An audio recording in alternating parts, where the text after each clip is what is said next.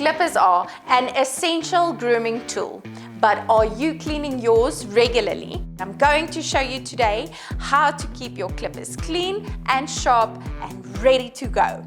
Dust off all the loose hair from your clipper that's visible on the outer side of the blade. Then I proceed to remove my blades, and this is only if it's your clipper type where you can clip off your blades. Remove the excess hair that builds up underneath your blades. The next step, plug in your clipper, switch it on, and while it's running, use your clipper side spray. And this will help to lubricate, disinfect, and prevent rust before it even starts. Give it a burst or two on either side of the blade. And I also like to move my blades up and down.